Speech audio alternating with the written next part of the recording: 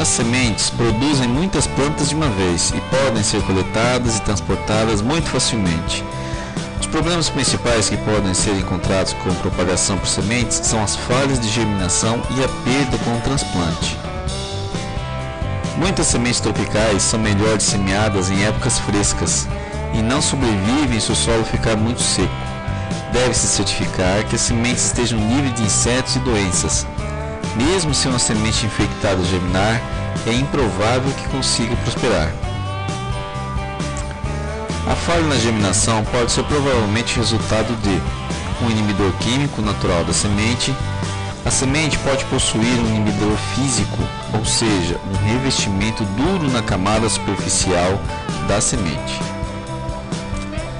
Esses inibidores são produzidos para proteger a semente da germinação em um ambiente insustentável. O principal método de quebra de dormência química das sementes é por imbibição em água. Um inibidor físico requer escarificação, que pode ser quebrada pela abrasão do revestimento exterior duro da semente, danificando a própria semente.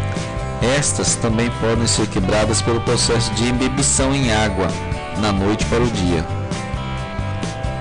As sementes preparadas devem ser uniformemente distribuídas sobre o canteiro. Em seguida, deve ser adicionada uma leve camada de solo, ou deve-se passar um ancinho de leve sobre o solo para assegurar o contato da semente com o solo. Se as sementes forem muito grandes, você pode plantá-las individualmente. A regra geral é plantar uma semente em uma profundidade igual ao tamanho da própria semente. As áreas semeadas devem ser molhadas com cuidado, evitar o excesso de água e o deslocamento das sementes para fora dos canteiros. Quando plantar sementes em sacos de polietileno, o solo dos sacos devem ser úmidos. A semente deve ser plantada em profundidade de 2 cm, ou em uma profundidade que seja a mesma que a espessura da semente.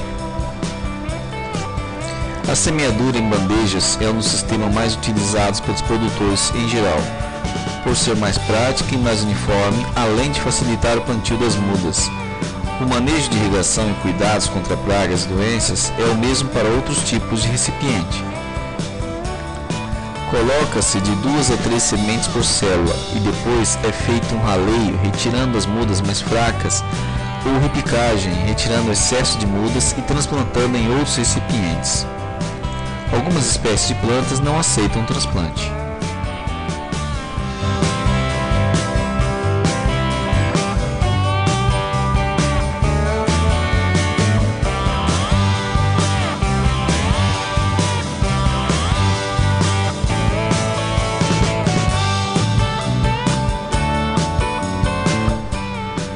A razão mais importante para a propagação assexuada é a produção de plantas com as mesmas características que a planta-mãe. Este é o único meio quando uma planta não produz sementes viáveis, ou as sementes são difíceis de germinarem ou não produzem sementes. Plantas originadas de uma única planta e reproduzidas por meios vegetativos são chamadas de clone.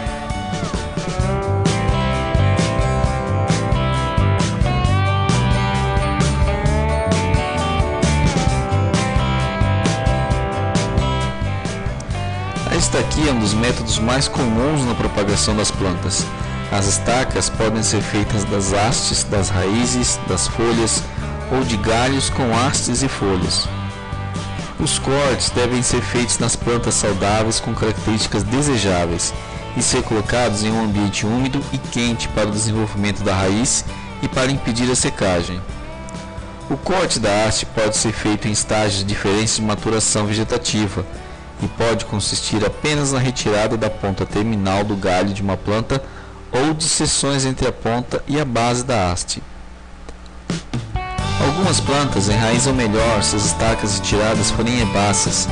Outras estacas semilenhosas também podem ser propagadas, mas pode ser necessária a aplicação de fito-hormônios.